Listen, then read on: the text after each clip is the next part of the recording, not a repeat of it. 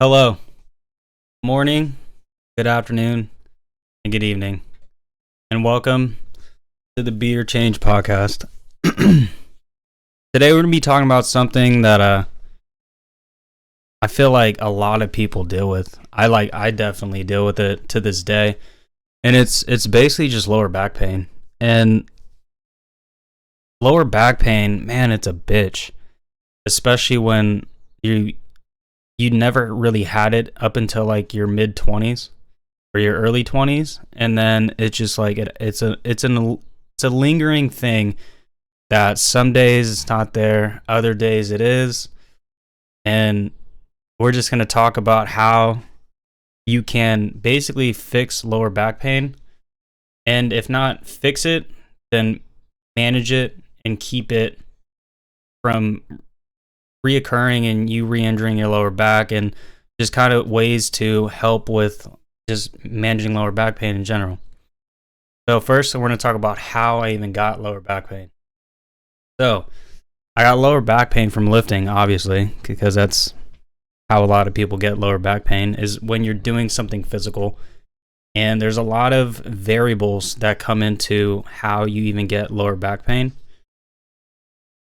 For me, mine was strictly, I just had dog shit form. My form was awful. My technique was really bad. I ego lifted a lot when I was in my high school days, and it led into my early 20s, because I got injured when I was about 20. I just turned 20. And how I injured it was I injured it squatting, sadly, right? And what happened was, you have a thing called the sciatic nerve that connects to your lower back, connects to your lower spine, and it runs down both sides of your legs. And I knew it was my sciatic nerve because when I was squatting, I had really bad form back then.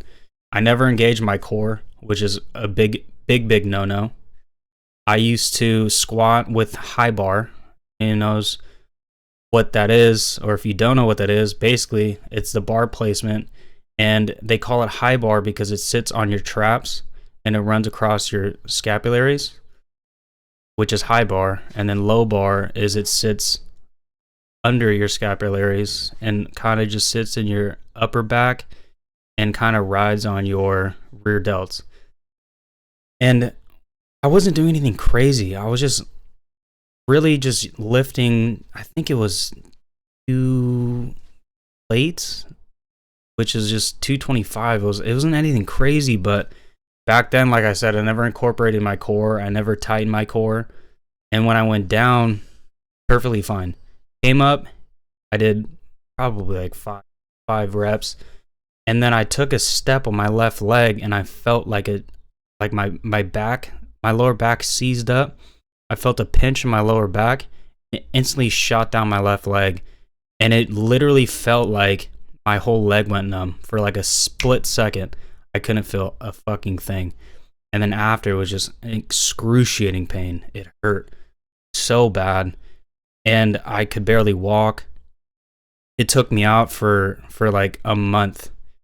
I was just scared to lift. I was scared to squat. I was scared to do anything with my lower back. Like any kind of lift that incorporated my lower back, like simply bending over. It didn't feel right. And me being naive, I just refused to go see a doctor. I was like, you know what, like I'll be fine. My ego kicked in. I was like, no, we're not going to doctor. We're going to fix it our way, right? So took a month off, came back like an idiot, went straight to deadlifts. And I deadlifted 135, instantly pinched my lower back again.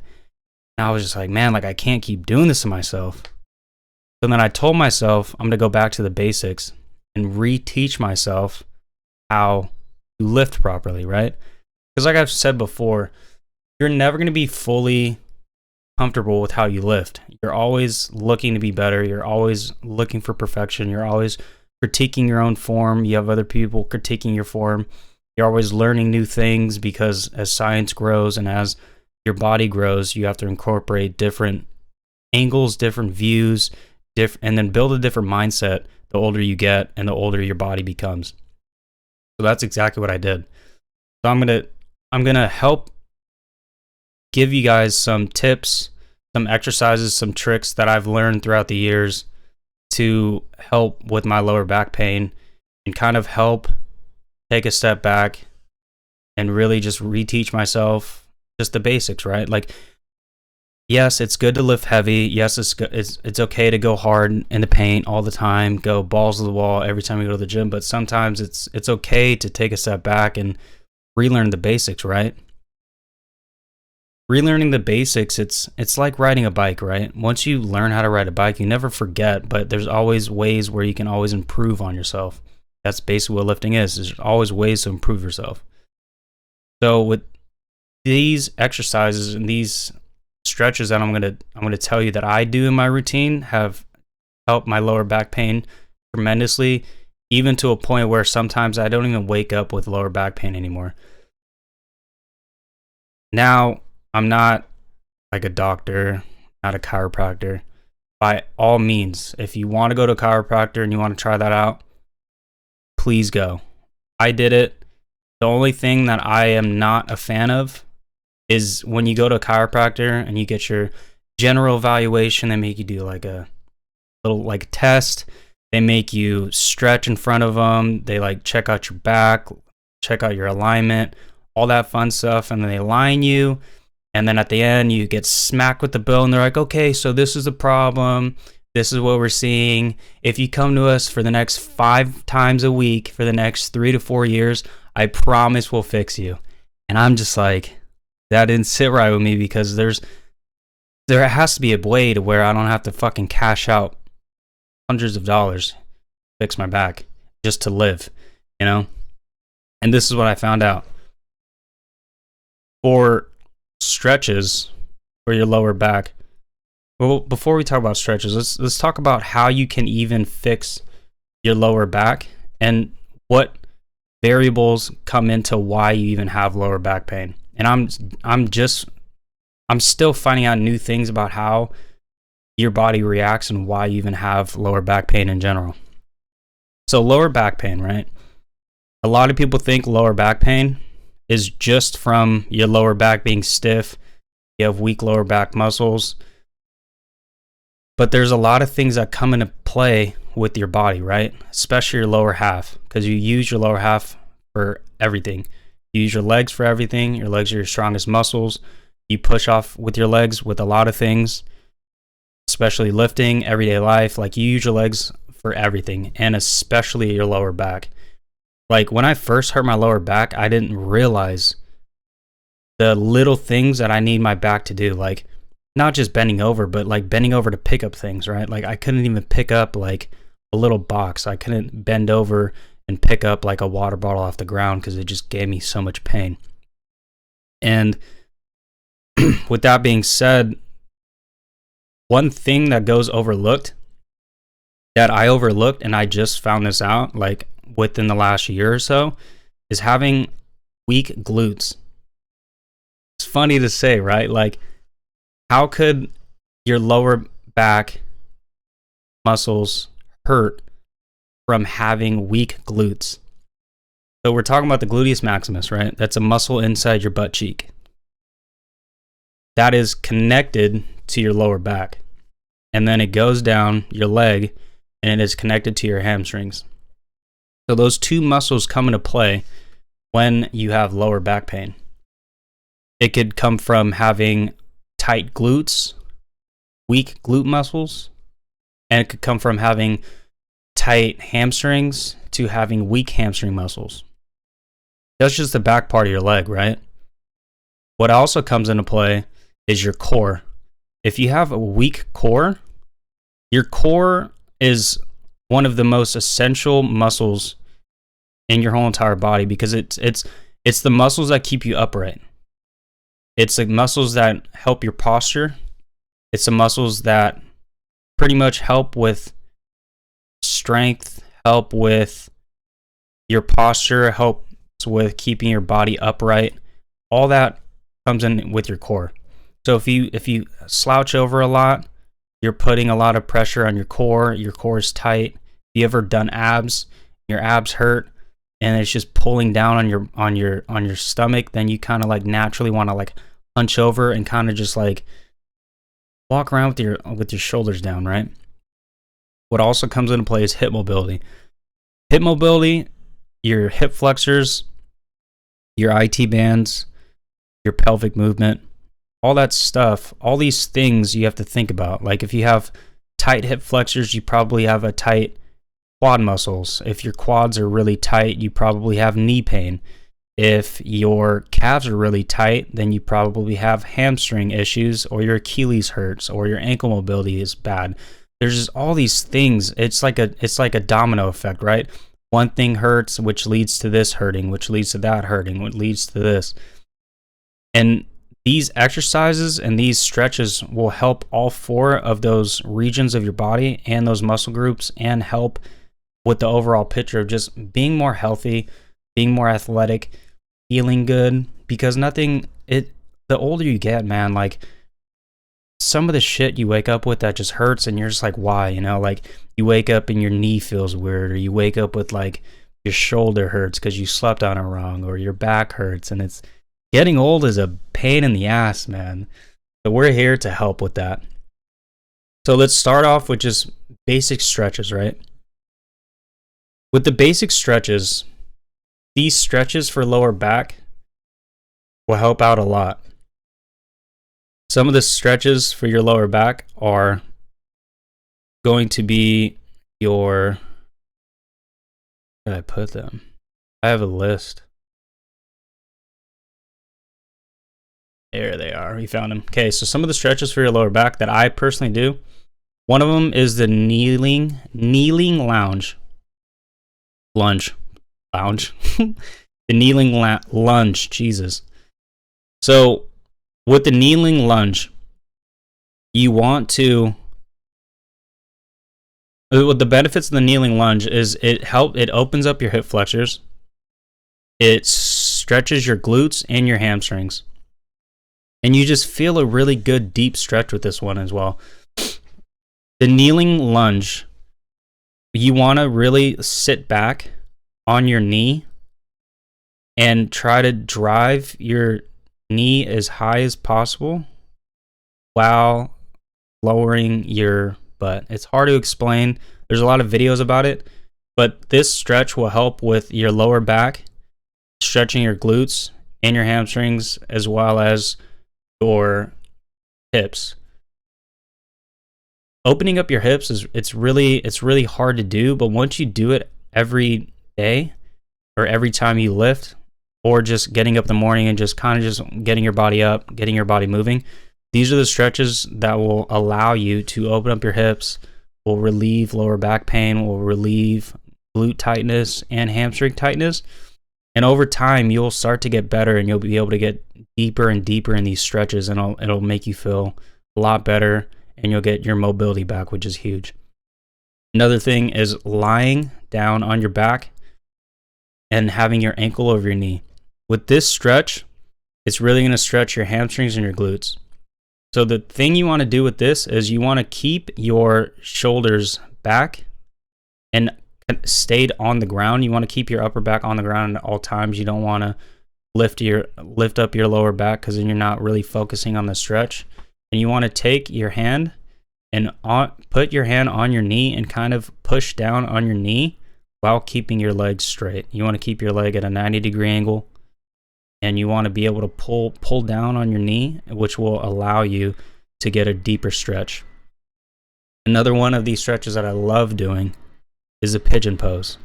These are all yoga exercises and strength and stretches, but they're super beneficial once you start to do them and you learn them and you do them correctly.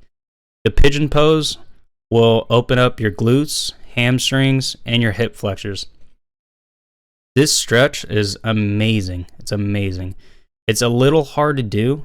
I would consider this more of an advanced stretch, only because of the mobility that you need with both your legs and your hips. If you have tight hips, this will be very hard to do, but keep doing it.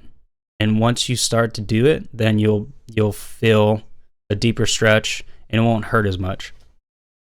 Another one that I like to do, stretching wise, is I'm learning about opening up your thoracic cavity. If anyone knows or doesn't know about what a thoracic cavity is, your thoracic cavity is basically from your rib cage up to your chest.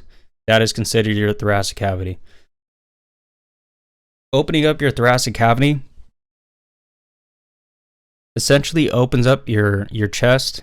It opens up your shoulders, your lower back, your whole back, because you're just doing a lot of things to make yourself more agile, better mobility all around. The cow to cat pose is a very good pose that will stretch your lower back on the cow portion, and on the cat portion, when you lift up like a cat, it's like for a cow, the cow portion is basically you're on your hands and knees on all four, and you are just pushing your hips into the ground as hard as you, or into the floor as hard as you can, while lifting your chest up.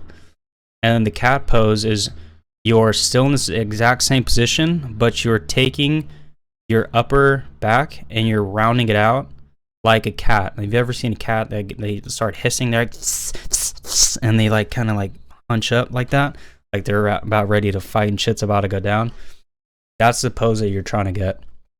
That pose will open up your shoulders, your thoracic cavity, your upper back, and your lower back. Another one that I like to do, it's the bend over scapular retraction. This one's a little bit harder for me just because I have a lot of chest tightness. And if you have a lot of chest tightness, doing this twisting motion and trying to reach and get your shoulders and your chest to be perpendicular with the floor, it's a little hard to do. I'm still learning how to do it. But like I said, everything you do, the more you do it, the better you'll get at it. Takes time, repetition. Practice makes perfect. Another one that I like to do is the seated forward bend. The seated forward bend, I typically do this with a foam roller just because I get a little bit of elevation and a deeper stretch off the ground. The seated forward bend is, it's not really seated for me. You're on all fours again, and your foam roller, you don't have to do it with the foam roller.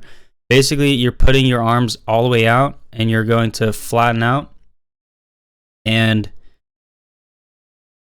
you're gonna stretch your lats, push out, and then you're gonna tuck your head under your arms. Hard to explain. There's videos about it, but this will open up your thoracic cavity as well as your lower back, your lats. If you have tight lats, this will help. If you have tight shoulders, this will help as well. And just getting a very good all-around stretch. Now, with these stretches, you can start incorporating all these stretches into different variations that fit your body type, your muscle, your muscular like form. If that makes sense. Basically, just do whatever you can that doesn't hurt you. Like, you never want to do a stretch that hurts. You want to do a stretch where you feel the stretch but doesn't compromise you and kind of leads to injury, if that makes sense. You never want to do anything that could potentially hurt you, because you always want to, we're doing these exercises and these stretches to help us out. You know, you never want to put yourself in any kind of danger where you're going to injure yourself. That's a huge no-no. That's something that we don't want to do. That's just stretches without foam rolling. I'm a huge foam roller. If anyone is familiar with foam rolling, basically a foam roller is, it's a foam cylinder that's long and hard, and its main job is to just break down your muscle fibers and get in a deep stretch, deep muscle breakdown. It's like getting a very strong, deep tissue massage, except you're doing it yourself, you know. So with the foam roller, you want to foam roll your lats, your upper back. The thing that I like to do for my upper back and also opening up my thoracic cavity is putting the foam roller right in the mid back to upper back, and then kind of just allowing my shoulders to fall all the way down into the ground and lay my head on the ground as well and kind of just stretch my arms and try to stretch my arms as far back as I can to get a very good like a very good arch in my posture. Open up my thoracic cavity, stretch my lower back, my upper back, my shoulders, and my chest. That one is probably one of my favorites. So you just want to roll, and you want to, when you're rolling, you don't just want to just like do the motion. You kind of want to like push your body weight into the foam roller as you're rolling out, because you want to really get in there nice and deep, very nice and deep, like to really target your muscles. So you can do your lower back, you do both hamstrings, you could do it unilateral, bilateral, same thing with your quads, and then also your glutes. So you really want to focus on stretching your glutes, because like we said before, if you have tight glutes, that'll basically, it'll really like flare up your lower back pain. The reason why the glutes are kind of it's a tricky muscle, because it's a smaller muscle that we don't really think about, but it is very crucial to making like strength gains for your lower body. Because if you have tight glutes and you have tight hamstrings and you have tight hip flexors and you have a tight core, basically what a tight muscle is when your muscle isn't elongated, it'll pull down on itself. And when your muscle tightens and it pulls down on itself, it also pulls all of the surrounding muscles down with it. So with your glutes being connected to your lower back, if your glutes are tight, it'll pull down on your lower back and it'll start to flare up and really make your lower back very agitated and very overworked, because it has to compensate for the tightness of your glutes. Same thing with your hamstrings. Your glutes are connected to your hamstrings. If your hamstrings are tight, it'll start to pull on your glute, which will start to pull on your lower back. Same thing with your calves, right? If you have tight calves, it'll start to pull on your ankle, pull on your Achilles tendon, and then it'll lead to like knee issues, stuff like that. Same thing with your quads. If you have tight quads, it'll pull on your hip flexors. It'll also be very hard to stiffen out and stand upright if you have tight quads. And it'll go down to your knees, stuff like that. All the tendons and ligaments in your knees will start to feel tight. Huge no-no. You want to make sure you're nice and stretched, you're agile, all that fun stuff. So that's just the stretching portion. These stretches you should either be doing every day, or you should be doing them as many times as you can when you work out, or just whenever you don't feel well. I highly recommend doing them every day. I do these stretches every day, no matter what body part I'm hitting. I just want to make sure my body feels good, because when you're doing compound movements, you use all the muscles in your body. So if you're going to be using all the muscles in your body, you might as well make sure all your muscles in your body are nice, stretched, loosed, and you have blood flow going to these muscles. That's another reason why like deep tissue massages are huge, or foam rolling is huge, is because when you're breaking down these muscle fibers, you're allowing to destroy the scar tissue, opening up the scar tissue, allowing blood flow to go back into it. Basically just allows more oxygen to get to your muscles, because your blood carries oxygen, and if new blood is introduced into your muscle, it is oxygen, which is what you need. You need new muscles. You need new oxygen. You need new blood. You need all that stuff. So those are just the stretches. Now we're going to be talking about the exercises to help with your lower back, strengthen your lower back muscles, strengthen your core muscles, strengthen your hamstrings and your quads, all that fun stuff. So I want to talk about core, because I don't even do core, but like I need to do it. I hate doing it because it just hurts so much. But core exercises are huge, because it allows you to better yourself in all the other lifts, like especially compound lifts and any type of standing lift, because you need your core to stabilize you. Same thing with compound movements. You need your core to stabilize you. Your core is a huge part of doing anything. Some of the core exercises, some advanced ones, are hanging leg raises. The reason why hanging leg raises are more advanced is because you need a strong core to eliminate your sway.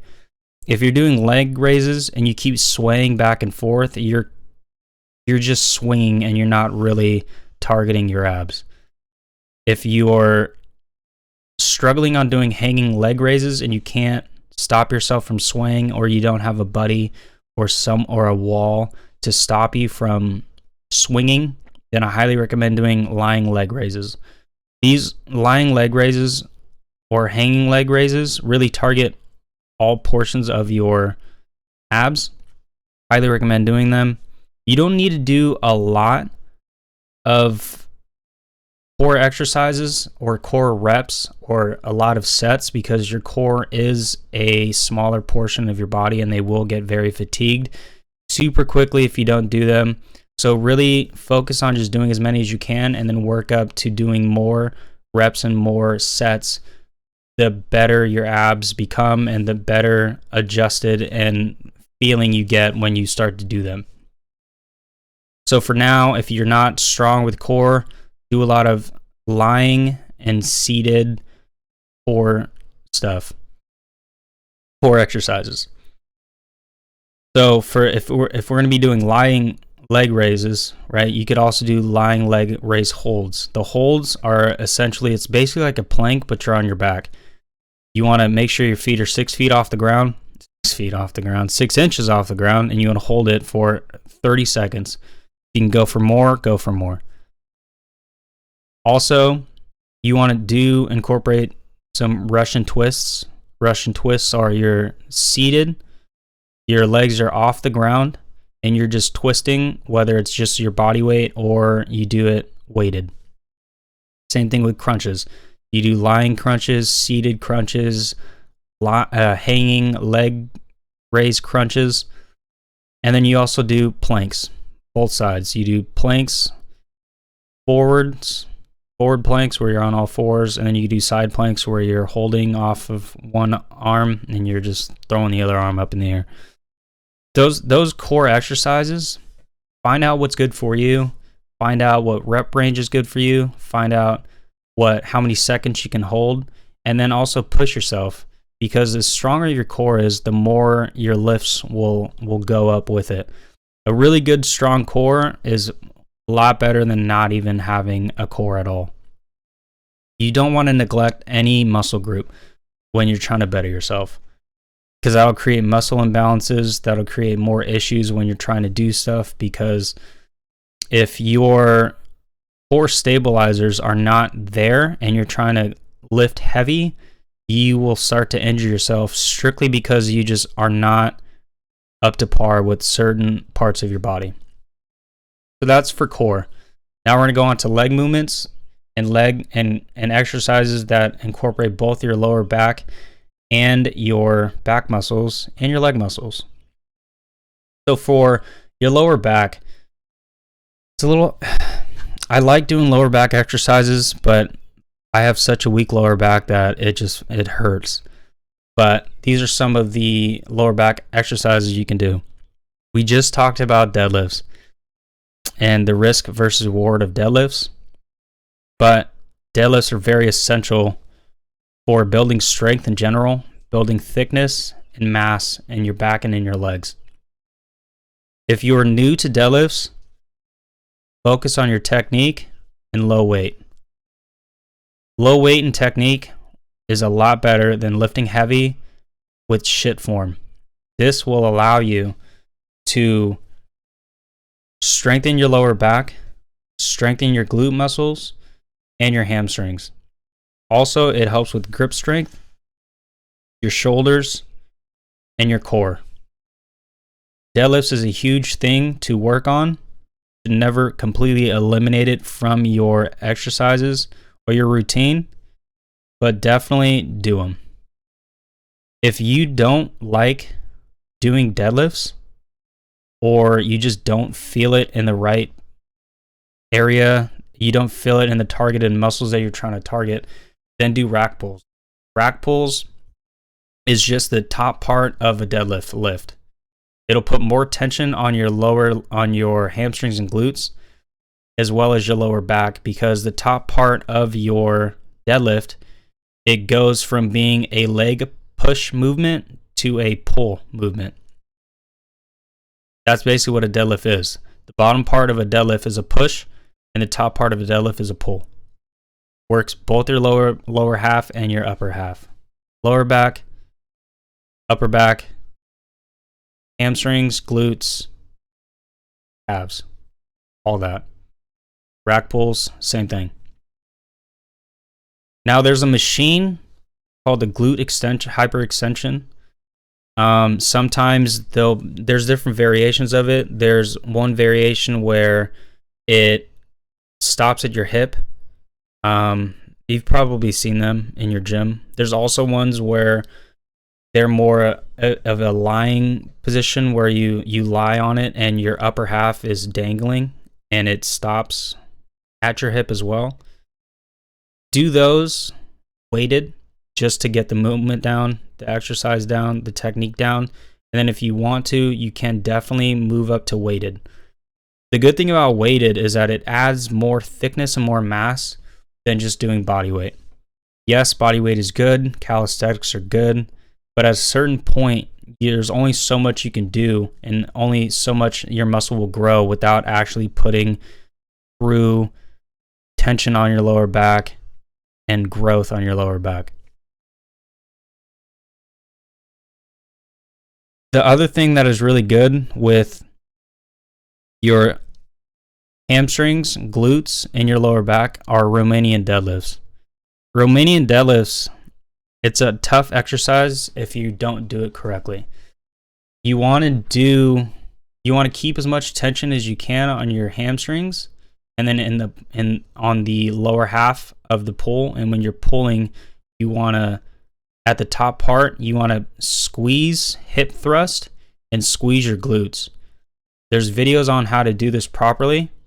Highly recommend watching everything that I'm talking about. There's loads of video, loads of articles, loads of strength websites, exercising websites that will tell you how to do these things, but I recommend you go and physically do them yourself, so you can actually feel what I'm talking about, or feel what you're reading, or feel what you're seeing. These things will help out tremendously. Romanian deadlifts are huge. You can do them with barbell, or you can do them with dumbbell.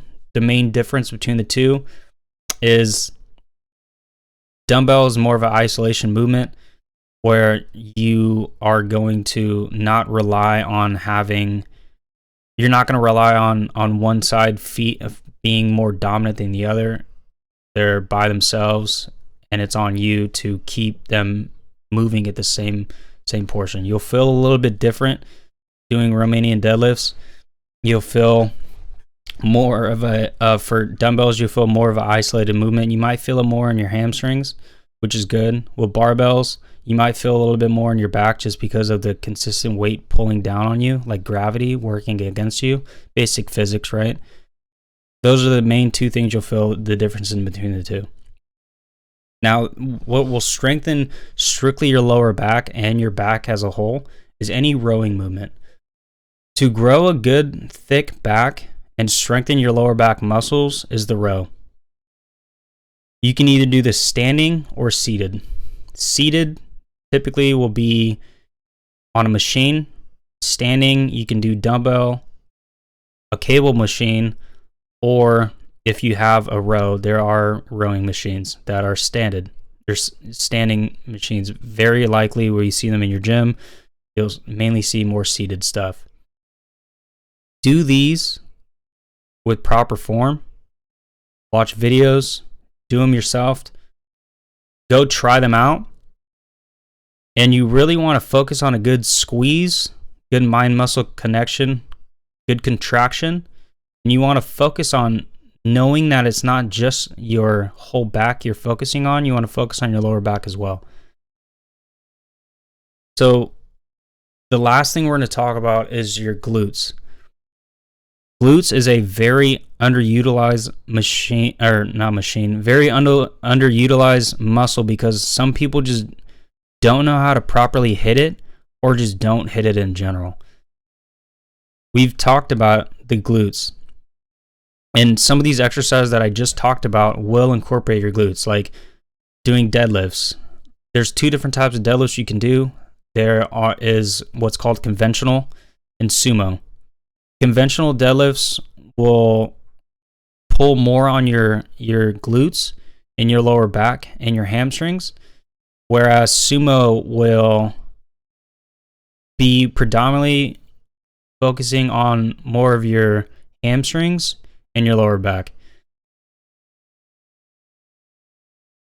For the glutes, another thing that is really good on glutes is your back squat. Regardless of what positioning your bar placement is, you will still hit your glutes regardless. That's just how the movement is. That's how it will be. It'll be putting a lot of focus on your hamstrings, not really so much your quads, because if you want to hit quads, you'd hit front squats. It'll be putting on your calves, hamstrings, glutes, and then your back and core just to stabilize and hold the weight. For kickbacks, I love doing kickbacks. They're one of the best ways to isolate and target your glutes. You can do cable kickbacks, and they also have machine kickbacks. Or if you don't have any of those, or you don't want to do any of those, you can just do regular standing assisted kickbacks. And what that means is you just stand, you hold onto a bar in front of you. You could do this in a studio, yoga studio, any type of like weight holding places, dumbbell racks, any type of racks, any just basically any bar you can hold on to. Just hold on to it and kick back. Make sure you're looking around you and you're not kicking anybody walking by. But just do those. One thing that I also love doing too, and you'll be very surprised at how much you can actually load on the bar or load on the machine, is hip thrusts. Hip thrusts are very, very beneficial. They're beneficial in strengthening your calves, strengthening your hip flexors, strengthening your core, strengthening your lower back, your glutes, hamstrings. An amazing movement if you do it properly. So with hip thrusts, you can do hip thrusts with your body weight. What a hip thrust is, basically it's you're sitting on the ground, and when you hip thrust, you want the top part of the top portion of your back to be rested on something like a bench. They have like the little jumping like elevated boxes that you can use. You don't even have to have your back elevated. You could just be rested on the ground and just thrust your hips in the air. If you want to do weighted, you can. If you want to do just body weight, you can. Highly recommend doing weighted just because you want to grow thickness and grow your muscular endurance and muscle mass to just overall benefit your body. Doing these is very, very, very good. I love doing them. I don't do them often, but I highly recommend doing them. Last thing we're going to talk about is kettlebell.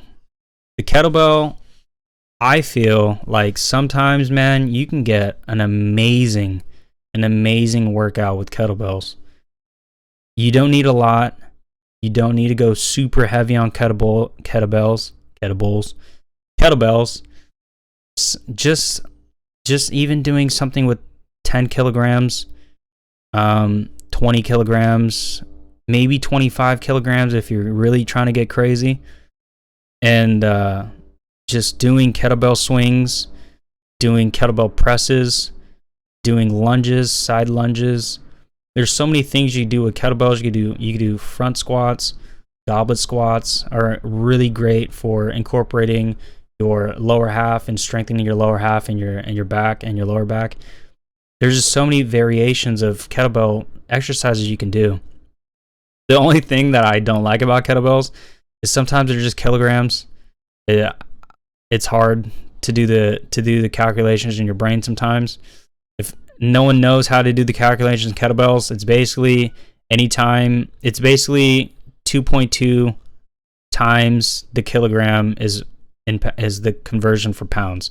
So if it's like 10 kilograms, you do 2.2 times 10, which is equivalent to like 25 pounds, I think. Let me do the calculations on my my trusty iPhone over here, huh? 2.2 times 10 is 22 pounds. Wow, I was way off. But hey, you know what? Like 22 pounds is a lot. But we could just say 25. It sounds way better and you sound a lot stronger. So kettlebell swings, please do them. Hard to do. Got to get the movement down. Got to get the technique down. But I really recommend doing them. So all in all, just to fix your lower back pain, there is a shit ton of stuff you have to think about. And it's things that when I'm going through this, I'm still going through the lower back journey.